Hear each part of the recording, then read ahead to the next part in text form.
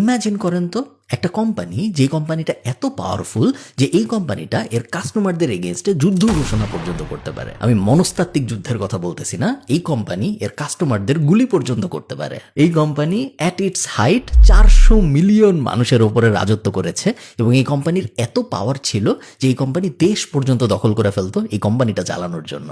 আমি যে কোম্পানির কথা বলতেছি এটার নাম আপনারা সবাই জানেন, তবে এর ইতিহাস আপনারা সবাই জানেন না।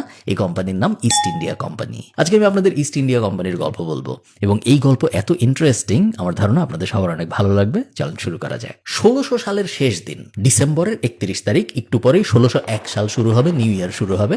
এরকম একটা দিনে রাত্রেবেলা অ্যাকচুয়ালি কুইন এলিজাবেথ খুব ইন্টারেস্টিং একটা কাজ করে। লন্ডনের একদল ব্যবসায়ী কুইন এলিজাবেথের কাছে ইন্টারেস্টিং একটা প্রপোজাল নিয়ে আসে এবং কুইন এলিজাবেথ এই প্রপোজালে রাজি হয়। কুইন এলিজাবেথ এই ব্যবসায়ীদের একটা খুব পাওয়ারফুল রাইট দেয়। রাইটটা কি? রাইটটা হলো এই ব্যবসায়ীরা এখন থেকে ইস্টের সাথে ব্যবসা করতে পারবে। ইস্টের মধ্যে অনেকেই পড়ে, বাট পূর্বের সাথে ব্যবসা বলতে তখন বোঝানো হতো ভিয়েতনামের সাথে ব্যবসা করা, ভারতবর্ষের সাথে ব্যবসা করা এবং সাউথ ইস্ট এশিয়া অঞ্চলে যারা যারা আছে তাদের সবার সাথে ব্যবসা করা। এই কোম্পানির অফিসিয়াল নাম দেওয়া হইল, আমি এখানে লিখে রাখছি, the governor and company of merchants of London trading into the east Indies. সংক্ষেপে আমরা সবাই যেভাবে চিনি ওইটাই নাম ইস্ট ইন্ডিয়া কোম্পানি। আপনার বুঝতে হবে এই সময় কিন্তু ব্রিটিশরা ইন্টারন্যাশনাল ব্যবসা বাণিজ্যে এত ভালো পারফর্ম করতেছে না কম্পেয়ার টু ডাচরা, কম্পেয়ার টু পর্তুগিজরা এবং কম্পেয়ার টু ইউরোপের অন্যান্য কাউন্টার পার্ট যারা আছে তারা। ডাচ, পর্তুগাল, স্পেন এই তিন রাজ্য অনেক দিন ধরেই ইস্টের সাথে ব্যবসা করতেছিল এবং ব্রিটিশরা 1600 সাল পর্যন্ত ইস্টের সাথে তেমন কোনো ব্যবসা ইস্টাবলিশ করতে পারে নাই। ব্রিটিশ রাজ্য কিন্তু বিশাল, ব্রিটিশ রাজ্যের আবিষ্কারও অনেক, কিন্তু এই একটা জায়গায় গ্লোবাল বাণিজ্যর ক্ষেত্রে ব্রিটিশ রাজ্য বেশ বড় ধরনের সাফার করছে এবং ওরা কখনোই নিজেদের একটা স্ট্রং গ্রাউন্ড বানাইতে পারে নাই ইন্টারন্যাশনাল মাল্টিন্যাশনাল কোম্পানি দাঁড় করানোর জন্য। তো ইস্ট ইন্ডিয়া কোম্পানি সেট করা হইলো এবং ইস্ট ইন্ডিয়া কোম্পানির গোল কি এটা একদম খুব সিম্পল, একটা কাগজে আপনি লিখে ফেলতে পারবেন এটা গোল কি। কোনো ঝামেলা করার চেষ্টা করে নাই ওরা। ইউরোপে মরিচ, সিনামন, জিরা এগুলোর চাহিদা অনেক বেশি। এশিয়ায় মরিচ, সিনামন, মশলা টশলা এগুলো সব পাওয়া যায়। ইস্ট ইন্ডিয়া কোম্পানি কি করবে? এশিয়ায় যাবে, মশলা টশলা কিনবে, ইউরোপ নিয়ে আসবে এবং তারপর মশলাগুলা বেচবে, ইনকাম হবে, এটাই ব্যবসা।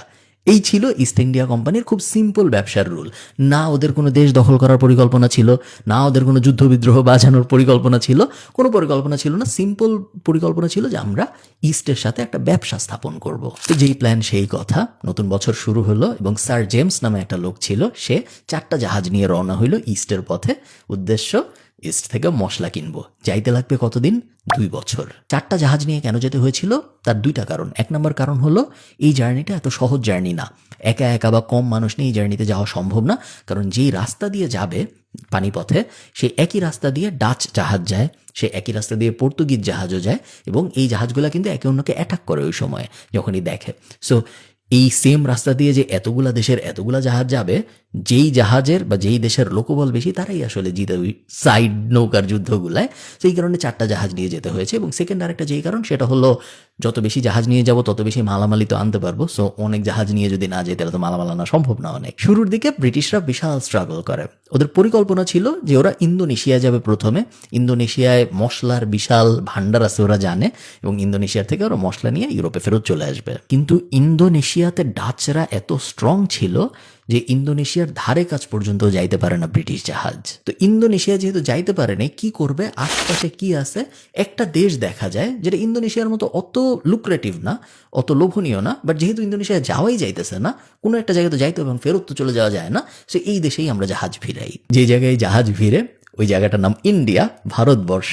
এবং ভারতবর্ষে তখন চলছে মুঘল সাম্রাজ্য। তো ব্রিটিশরা যখন Vasco da Gama, Dutch, Portuguese এদের সঙ্গে না পেরে ভারতবর্ষে ওদের জাহাজ ভিড়াইলো, তখন একটা সমস্যা দেখা গেল। ভারতবর্ষে অত মশলা নাই এবং ইনিশিয়াল যে বিজনেস প্ল্যান ছিল মশলা কিনবো, ইউরোপে মশলা বেচবো, ওই ইনিশিয়াল বিজনেস প্ল্যান অনুযায়ী এখন আর কিছু করা যাচ্ছে না, কারণ ভারতবর্ষে মশলাই পাওয়া যাইতেছে না মুঘল সাম্রাজ্যে। ব্রিটিশরা চিন্তা ভাবনা করে নতুন একটা স্ট্র্যাটেজি বের করলো। স্ট্র্যাটেজিটা কি? ভারতবর্ষে যদিও অত ভালো মশলা পাওয়া যাচ্ছে না, বাট ভারতবর্ষের টেক্সটাইল অনেক ভালো। হোয়াট ইফ আমরা সেম বিজনেসই করি, বাট মশলার জায়গায় টেক্সটাইল নিয়ে যাই? পরিকল্পনা ফাইনাল, এবার অ্যাকশনের পালা। সম্রাট জাহাঙ্গীর ছিল তখন মুঘল সম্রাটদের একজন এবং এই সম্রাট জাহাঙ্গীরের কাছে স্যার জেমস নামে একজন অনেক গিফট টিফট, ধন দৌলত, ঘুষ টাইপ জিনিসপত্র নিয়ে যায়। উদ্দেশ্য হলো ওনাকে কনভিন্স করা যে ইউরোপিয়ান যে জাহাজ আসছে, ব্রিটিশ যে জাহাজ আসছে, সেই জাহাজ যেন ভারতের বিভিন্ন জায়গায় ওদের অফিস সেট আপ করতে পারে এবং টেক্সটাইলের ব্যবসা শুরু করতে পারে। সুরাত, মাদ্রাজ, বোম্বে এবং কলকাতা, এই 4 জায়গায় অফিস সেট আপ করার পারমিশন পায় ওরা মুঘল সাম্রাজ্য থেকে। খুবই সিম্পল ডিল, তোমরা আসছো ব্যবসা করো, যেই ডিল আর কি মুঘল সাম্রাজ্য অফার করে ব্রিটিশদের, যে তোমরা আসছো কোনো সমস্যা নেই, ব্যবসা করো, ব্যবসার যে আয় হবে সেটার একটা বড় অংশ ট্যাক্স হিসেবে তোমরা দিবা মুঘল সাম্রাজ্যকে, এবং এই ট্যাক্স দেওয়ার পরে বাকি তোমাদের টাকা তোমরা ব্রিটেনে ফেরত নিয়ে চলে যাও, আমাদের কোনো সমস্যা নেই। শুরু হয়ে গেল ব্রিটিশদের মুঘল সাম্রাজ্যে বা ভারতবর্ষে ব্যবসা, এবং বলা হয়, ইতিহাসবিদরা বলেন, মুঘল সাম্রাজ্যের সবচেয়ে বাজে ডিসিশনগুলোর একটা ছিল ব্রিটিশদেরকে এই মুঘল সাম্রাজ্য বা এই ভারতবর্ষে ব্যবসা করার পারমিশন দেওয়া। পরের কয়েক দশক ধরে ব্রিটিশরা যেই প্ল্যান করে আসছিল সেই কাজই করে। বিভিন্ন এলাকায় ওরা ফ্যাক্টরি বসায়, বিভিন্ন এলাকায় ট্রেডিং অফিস বসায়, বিশাল ব্যবসা হওয়া শুরু হয়। রেগুলারলি বিশাল বিশাল জাহাজ ব্রিটেন থেকে আসে, মশলা নেয়, মশলাও চলে আসছে, কিন্তু টেক্সটাইলের পাশাপাশি তখন ভারতবর্ষে ওরা আবিষ্কার করছে যে না, যেরকম আমরা ভাবছিলাম যে একদমই মশলা হয় না, ওইরকম না, এখানেও আসলে মশলা হয়। হ্যাঁ, ওই জায়গার মতো অত হয়তো হয় না, বাট একদম খারাপ হয় এরকম না, উল্টা এখানে মশলাও হয়, আবার এখানে টেক্সটাইলের ব্যবসাও ভালো। জাহাজ ভরে ভরে সব কিছু ব্রিটেনে যাচ্ছে এবং বিশাল বিশাল আয় রোজগার হচ্ছে, ফ্যাক্টরির পর ফ্যাক্টরি হচ্ছে। পুরা ইন্ডিয়ায় দেখা যাচ্ছে সবচেয়ে বড় কোম্পানিগুলোর একটা আস্তে আস্তে হয়ে যাচ্ছে ইস্ট ইন্ডিয়া কোম্পানি। এবং মুঘল সাম্রাজ্যও কিন্তু হ্যাপি, এমন না যে মুঘল সাম্রাজ্য স্যাড, কারণ ইস্ট ইন্ডিয়া কোম্পানি যত বড় লোক হচ্ছে, ইস্ট ইন্ডিয়া কোম্পানি ট্যাক্সও তত বেশি দিচ্ছে। এবং শুধু ট্যাক্স না, ইস্ট ইন্ডিয়া কোম্পানি এমপ্লয়ও অনেক মানুষকে করতেছে। ভারতবর্ষের দেখা যাচ্ছে প্রত্যেক 10 জনের 4 জন, কখনো কখনো 5 জন, কোনো কোনো গ্রামে 10 জন পর্যন্ত সবাই ইস্ট ইন্ডিয়া কোম্পানিতে চাকরি করে। সো মানুষও হ্যাপি যে আমরা একটা কোম্পানিতে চাকরি করতে পারতেছি, কোম্পানি আসছে। মুঘল সাম্রাজ্য হ্যাপি, আমরা অনেক ট্যাক্স পাচ্ছি। ব্রিটিশরা তো অবশ্যই হ্যাপি, কারণ ওদের বিশাল ব্যবসা বাণিজ্য হচ্ছে। সবকিছু যখন এরকম ঠিকঠাক মতো চলতেছে, তার কিছুদিন পরে আওরঙ্গজেব মারা যান, এবং আওরঙ্গজেব যখন মারা যান তখন মুঘল সাম্রাজ্য বেশ দুর্বল হয়ে যায়। আজকে আমরা মুঘল সাম্রাজ্যের ইতিহাসের অত বিস্তারিততে যাব না, বাট আপনারা যদি মুঘল সাম্রাজ্য নিয়ে আলাদা চান, আমি একটা ভিডিও বানিয়ে আমাকে কমেন্টে জানাবেন, আমি চেষ্টা করব। আজকে আমরা ইস্ট ইন্ডিয়া কোম্পানির উপরে ফোকাসটা রাখবো। 1717 সালের দিকে ইস্ট ইন্ডিয়া কোম্পানি, তখন সম্রাট ফারুক ছিল একজন মুঘল সম্রাট, উনার সাথে একটা খুব কন্ট্রোভার্সিয়াল ডিল পাশ করে। বেঙ্গল এবং মাদ্রাজ, এই 2 এলাকায় এখন থেকে ইস্ট ইন্ডিয়া কোম্পানির আর কোনো ট্যাক্স দিতে হবে না, এরকম একটা রুল পাশ করে ওই সম্রাট ফারুক। এখন এই রুল সে কেন পাশ করে? আসল কারণ হইল ইস্ট ইন্ডিয়া কোম্পানি তাকে অনেক টাকা পয়সা এবং অনেক ঘুষ টুস দিছিল, দিয়ে এটা পাশটা করাইছে। বাট অফিসিয়ালি বলা হয় মুঘল সাম্রাজ্য থেকে যে ওনারা যদি এই 2 অঞ্চলে আরো বেশি ব্যবসা করে, ইস্ট ইন্ডিয়া কোম্পানি যদি এই 2 অঞ্চলে আরো বেশি ব্যবসা করতে পারে, তাহলে তো আমাদের মানুষদেরই লাভ, আমাদের মানুষই আরো বেশি চাকরির অপরচুনিটি পাবে, আমাদের মানুষদের জীবনের মান আরো উন্নয়ন হবে। সো ওদেরকে যদি আমি ট্যাক্সের রিবেটও দেই, ট্যাক্স ওদের দিতে হবে না এটা যদি আমি বলিও, ওদের কোনো সমস্যা তো নাই, আমাদের মানুষদের লাভ হইলে আমাদেরই তো লাভ, তাই না? এবং এই সেম ফিলোসফি কিন্তু তার 300 বছর 400 বছর পরে এসে এখনও পৃথিবীর বিভিন্ন জায়গায় হয়। ইভেন বাংলাদেশেও আপনারা জানেন যে অনেক অঞ্চল আছে, শিল্পাঞ্চল বলি আমরা, যেসব জায়গায় বিদেশি কোম্পানি এসে কম ট্যাক্স দিয়ে বা অনেক সময় ট্যাক্স না দিয়েও নিজেদের অপারেশন সেট আপ করতে পারে। দুবাই টাইপ অনেক দেশও সিমিলার মডেলে গেছে, যে ইন্টারন্যাশনাল যেসব কোম্পানি আছে বা ইন্টারন্যাশনাল যেসব হাই নেটওয়ার্থ ইন্ডিভিজুয়ালস আছে, তোমরা আসো, তোমরা তোমাদের কোম্পানি সেট আপ করো, তোমরা তোমাদের ব্যবসা সেট আপ করো, কোনো ট্যাক্স দিতে হবে না আমাদের। সেম জিনিস ওই সময় সম্রাট ফারুক করছিল, বাট সে আসলে করছিল ঘুষ টুস নিয়ে, এবং তারটা ব্যাকফায়ার করে। ইস্ট ইন্ডিয়া কোম্পানি ট্যাক্স টুক্স না দিয়ে আরো ভয়ঙ্কর বড়লোক হয়ে যাওয়া শুরু হয়। 1700 সালে ইস্ট ইন্ডিয়া কোম্পানি ওই যে প্রথম যে 4টা জাহাজ নিয়ে আসছিল, ওই 4টা জাহাজের মধ্যে মাত্র একটা জাহাজ ভরা ছিল গার্ড, বাকি 3 জাহাজ ভরা ছিল নর্মাল ব্যবসায়ী, নর্মাল ট্রেডিং এর মানুষজন যারা আসবে মালামাল নিয়ে আবার চলে যাবে। জাস্ট একটা জাহাজে ছিল গার্ড, এবং তাও ওই গার্ড ওরা আনছিল কারণ ওরা যে নিজেদের অফিস সেট আপ করবে, নিজেদের ফ্যাক্টরি সেট আপ করবে, ওই ফ্যাক্টরি ট্যাক্টরি পাহারা দেওয়ার জন্য। অন্য কোনো উদ্দেশ্য কিন্তু ইস্ট ইন্ডিয়া কোম্পানির মাথার মধ্যে ছিল না। বাট জাস্ট 100 বছর পরের ঘটনা আপনি দেখেন, মুঘল সাম্রাজ্য দুর্বল হয়, রিজিওনাল পাওয়ার বাড়তে থাকে। যখন সেন্ট্রাল পাওয়ার দুর্বল হয় তখন রিজিওনাল শক্তিরা বাড়ে। সো একটা বড় দেশের বড় প্রধান, ধরেন বিভিন্ন দেশে আমরা দেখছি না যে আরাকান আর্মি এই করতেছে, তমুক আর্মি এই করতেছে, সেই কেন করতে পারে? কারণ ওইসব দেশে যে সেন্ট্রাল পাওয়ার, অ্যাকচুয়াল যে গভর্নমেন্ট, তারা দুর্বল। সো একটা দেশের মেইন গভর্নমেন্ট, মেইন পাওয়ার যদি দুর্বল হয়, জায়গায় জায়গায় জায়গায় জায়গায় ছোট ছোট রেবেলিয়াস গ্রুপের সৃষ্টি হয়, এবং মুঘল সাম্রাজ্যে একই ব্যাপার হয়েছিল। ব্রিটিশ ইস্ট ইন্ডিয়া কোম্পানি যে জিনিসটা করে, ওরা এই রেবল গ্রুপের মতো নিজেদের একটা রেবল গ্রুপ হিসেবেই আত্মপ্রকাশ করানো শুরু করে। ওরা বলে যে না, এখন মুঘল সাম্রাজ্য আগের মতো এত স্ট্রং নেই, ওরা আর আমাদের নিরাপত্তা দিতে পারবে না, আমাদের নিজেদের নিরাপত্তা আমাদের নিজেদেরই বের করতে হবে। ব্রিটিশরা আর্মি বাড়াইতে থাকে নিজেদের। একটা পর্যায়ে এসে দেখা যায় ইস্ট ইন্ডিয়া কোম্পানির নিজেরই আর্মি আছে 50,000-এর বেশি, এবং পুরো মুঘল সাম্রাজ্যে সবচেয়ে বেশি যেসব সম্রাটদের আর্মি আছে সেই লিস্টে ইস্ট ইন্ডিয়া কোম্পানি একদম উপরের দিকে। এবং ইস্ট ইন্ডিয়া কোম্পানি কোনো সম্রাট টমরাটও না, এটা জাস্ট একটা প্রাইভেট কোম্পানি। একটা প্রাইভেট কোম্পানি হয়েও 50,000-এর বেশি সিপাহী এবং অন্যান্য মুঘল সম্রাটরা বলতেছে যে আমাদের নিজেদেরও তো এত পাওয়ারফুল সিপাহী নাই, তাদের আবার আছে ব্রিটিশ অস্ত্র শস্ত্র যেগুলো আমরা কখনো দেখি নেই। পুরো ব্যাপারটা একদম ওলট পালট হয়ে যায়। এটা প্রাইভেট কোম্পানি অ্যাক্ট করা শুরু করে একটা রাজার মতো। 1750 সাল আসতে আসতে দেখা যায় ইস্ট ইন্ডিয়া কোম্পানির এখন আছে 50,000-এরও বেশি সৈন্য। এবং যখন লিস্ট করা হয়, র্যাঙ্ক করা হয়, তখন দেখা যায় অনেক রিজিওনাল মুঘল সম্রাটেরও এত সৈন্য নাই যত সৈন্য ব্রিটিশ ইস্ট ইন্ডিয়া কোম্পানির আছে। এবং শুধু যে সৈন্য আছে তা না, এই সৈন্যগুলা ইকুইপড হইল ব্রিটিশ অস্ত্রশস্ত্র দিয়ে। এই সৈন্যগুলার যে নেভি আছে সেই নেভির ব্রিটিশ যুদ্ধের জিনিসপত্র। সো শুধু যে সৈন্যর কোয়ান্টিটি বেশি তা না, সৈন্যর কোয়ালিটিও ভালো, কারণ তাদের আধুনিক অস্ত্রশস্ত্র আছে এবং তাদের টাকা পয়সার কোনো অভাব নাই। ওই সময় মুঘল সাম্রাজ্য হঠাৎ করে বুঝে যে হ্যাঁ, আমি তো মনে হয় দুধ কলা দিয়ে সাপ পুষছি, আমি তো ভাবছি এ ব্যবসা করে একটা প্রাইভেট কোম্পানি, এ তো দেখি এখন আমার থেকেও পাওয়ারফুল আর্মি বানায় ফেলছে। ব্রিটিশ ইস্ট ইন্ডিয়া কোম্পানিকে বলা হয় যে কিরে ভাই, তুমি আর্মি বানাইতেছো কেন? সে বলে যে আপনাদের মুঘল সাম্রাজ্য এখন দুর্বল হয়ে গেছে, আমাদের ফ্যাক্টরি যে কোনো সময় যে কেউ অ্যাটাক করতে পারে, অনেক রিজিওনাল ছোট ছোট পাওয়ার হয়ে গেছে, অনেক রেবেল গ্রুপ হয়ে গেছে, অনেক দস্যু টস্যু হয়ে গেছে, আমাদের তো নিজেদের বাঁচাইতে হবে। আমরা যদি এত খারাপ হইতাম তাহলে কি আমাদের তো অনেক বড় আর্মি, আমরাই তো অ্যাটাক করে দখল করে ফেলতাম ভারতবর্ষ। আমরা তো এটা করতেছি না, আমরা নর্মালি কোম্পানি চালাচ্ছি, আপনারাই আমাদের পারমিশন দিচ্ছেন ট্যাক্স না দিয়ে ব্যবসা করেন, আমরা ওইটাই করতেছি, কোনো তো সমস্যা নেই। এই যে নেন, আপনাদের জন্য কয়েক হাজার ভরি স্বর্ণ পাঠাইলাম গিফট হিসেবে, আপনারা রাখেন।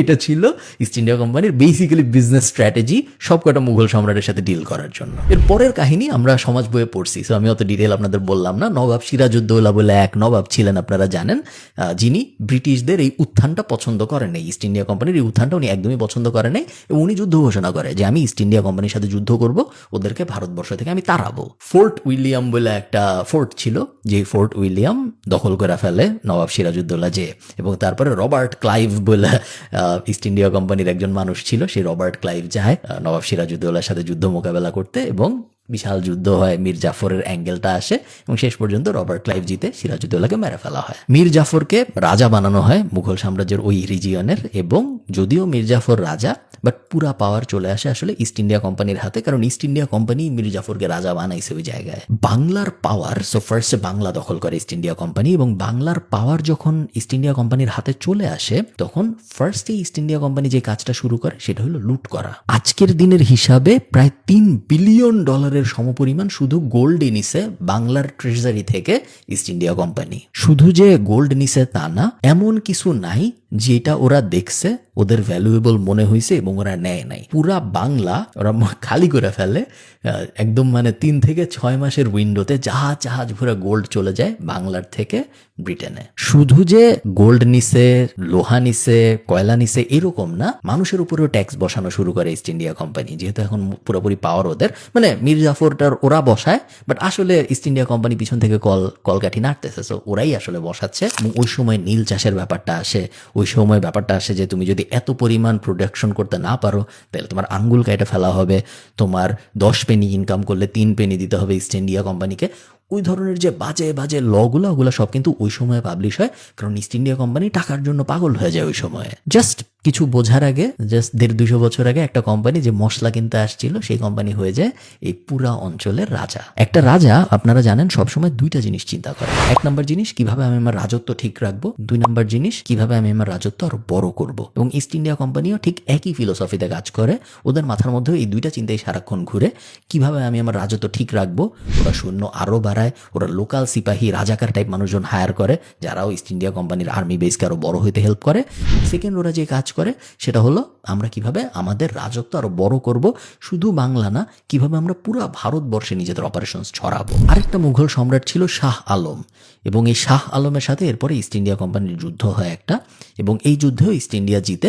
শাহ আলম বেশ শোচনীয়ভাবে অ্যাকচুয়ালি পরাজিত হয়, তেমন কোনো আহামরি ফাইট হয়েছে এটা বলা যাবে না। এই যুদ্ধের পরে আপনারা জানেন ফেমাস বাংলা, বিহার, উড়িষ্যা, এই বাংলা, বিহার এবং উড়িষ্যা সবকিছু ইস্ট ইন্ডিয়া কোম্পানির হাতে চলে আসে এই যুদ্ধটার পরে। আরো ট্যাক্স, আরো জুলুম, সেম ফিলোসফি, সব ট্রেজারি খালি করে ফেলা বিহার উড়িষ্যার, বাংলাটা তো আগেই খালি হয়ে গেছে। এই জিনিস যখন ইস্ট ইন্ডিয়া কোম্পানি করতেছে, এই জিনিসগুলো করার কারণে বাংলায় শুরু হয় পৃথিবীর সবচেয়ে ভয়ঙ্কর দুর্ভিক্ষগুলার একটা। শুধুমাত্র না খেতে পেরে 1 কোটিরও বেশি মানুষ ভারতবর্ষে মারা যায় জাস্ট এই ইস্ট ইন্ডিয়া কোম্পানির অনাচারের কারণে। এবং এইরকম সময় যখন চলতেছে তখন কিন্তু ইস্ট ইন্ডিয়া কোম্পানির বিরুদ্ধে অনেক মুঘল সম্রাটরাই এবং অনেক লোকাল সম্রাটরা যুদ্ধ ঘোষণা করতেছে। টিপু সুলতানের সাথে এইরকম একটা সময়ই যুদ্ধ হয় এবং ওই যুদ্ধেও টিপু সুলতান হেরে যায় এবং টিপু সুলতানকে ওই যুদ্ধে মেরে ফেলে, ইস্ট ইন্ডিয়া কোম্পানি থেকে কিন্তু মেরে ফেলা হয়। সো অনেকগুলো রিজিওনাল ওয়ার এরকম সময় হয়, প্রত্যেকটা ওয়ারেই প্রায় ইস্ট ইন্ডিয়া কোম্পানি জিতে, কারণ তাদের তখন বিশাল টাকা পয়সার কোনো অভাব নাই, শূন্য সামন্তের কোনো অভাব নাই, কোনো কিছুরই কোনো অভাব নাই। সো এরা যে শুধু মুঘল সাম্রাজ্যের সাথে যুদ্ধ করে জিতেছে তা না।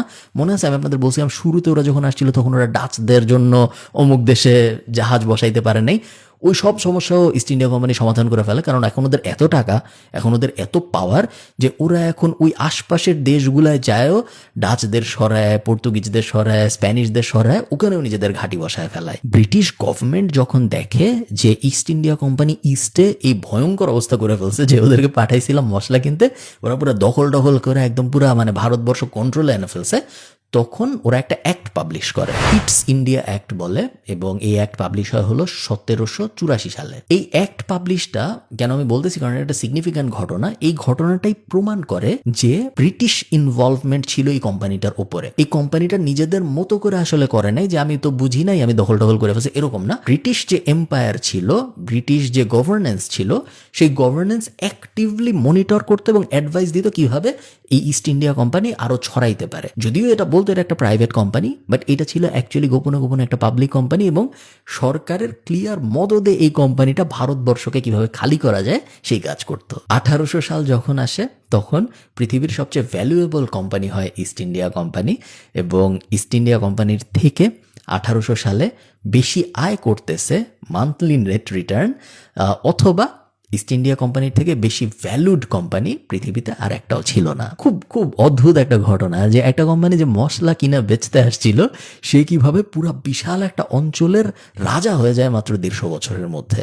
এই জিনিসটা কেউ যদি কাউকে বলে এটা বিশ্বাস করাও খুব কষ্টকর যে এটা কিভাবে সম্ভব, বাট অ্যাকচুয়ালি এই জিনিসটা হয়েছে, এবং অ্যাকচুয়ালি এই জিনিসটা ভারতবর্ষের ভিতরে হয়েছে, যেটা একদম কল্পনাকেও হার মানায়। এবং তারপরের কাহিনী কিন্তু আস্তে আস্তে ইস্ট ইন্ডিয়া কোম্পানির জন্য খারাপ হওয়া শুরু করে, যেগুলো আমরা আজকের ভিডিওতে কভার করবো না। বাট ইস্ট ইন্ডিয়া কোম্পানির বেশ শোচনীয় পতন হয় তারপর। এবং এই পতন কেন হয়, কিভাবে মানুষজন ইস্ট ইন্ডিয়া কোম্পানির বিরুদ্ধে যাওয়া শুরু হয়, এবং ফাইনালি কিভাবে ব্রিটিশ রুল থেকে ভারতবর্ষ মুক্তি পায়, এই বিষয়গুলো যদি আপনি জানতে চান আমাকে অবশ্যই কমেন্টে জানাবেন, আমি ওটার জন্য আরেকটা ভিডিও বানানোর চেষ্টা করব।